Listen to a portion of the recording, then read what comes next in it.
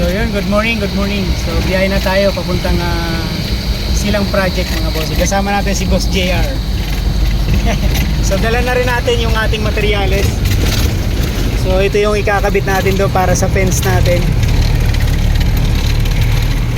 So katapos lang namin kumain doon sa Santo Tomas. So biyahe na agad kami para walang sayang na oras.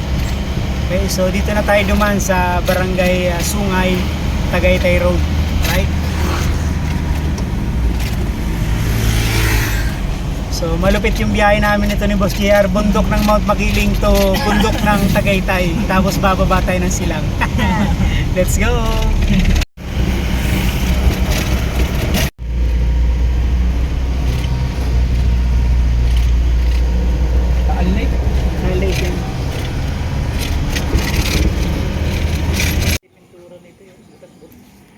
So yun mga boss, bali finally natapos na rin natin yung ating gate tsaka fence. So yung kulang na lang nito yung lock natin. Okay, so lock na lang dito sa gate para sa service gate. So yung fence naman tapos na rin. So bali for painting na lang to mga bossing. Okay, so bukas for painting na to.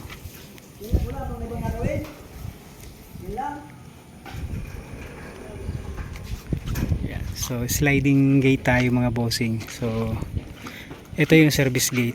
So lock na lang yung kulang natin dito. Tsaka dito. So napaka-smooth lang nito itulak mga bossing. Yan. So yun yung advantage pagka maganda yung pagkakalatag ng release niya sa baba. Okay, pagka nasa alignment siya, mas maganda. Hindi siya hirap itulak. Ayan, smooth lang. Okay, so same materials ginamit natin, yung fiber cement board. So yung may haspi yan. Ayan, okay. So ipaparehas natin ito yung kulay dito based dun sa perspective ni client. So i-gray natin tong pinakang front package nya from beam hanggang column, tsaka yung sa nepa sa taas.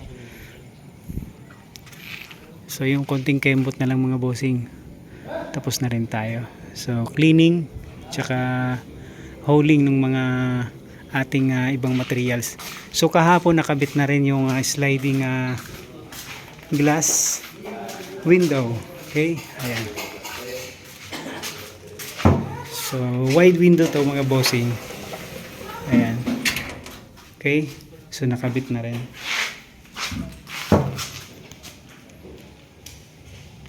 So sa lahat po ng gustong magpagawa ng aluminum glass window and aluminum sliding door, tsaka yung fixed glass para sa CR, so message lang po kayo, PM lang po kayo sa page.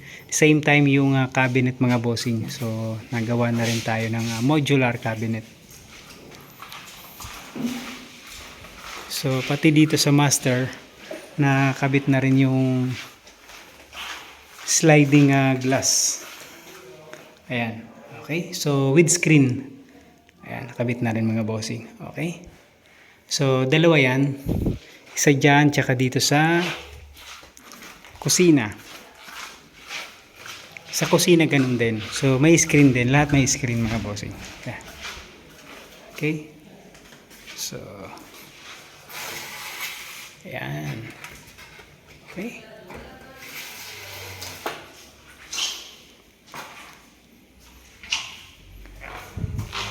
Tapos dito sa may hagdan, almost complete na rin ni Foreman Joseph yan. Wood design napili natin mga boss. Okay, so naka spiral type to ng hagdan. So para wood design siya, ko-complement siya dito sa wood accent natin. So ceiling, PVC ceiling, tsaka yung ating wall panel. Okay, floated wall panel. Yan.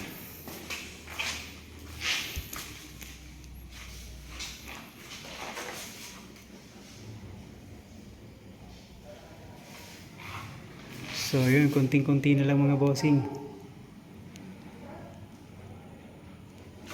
terrace natin, yan, may sliding din siya. Okay, may sliding din. Yan, complete na rin yung tiles, nagda-grout na. Okay, so konting kembot na lang mga bossing.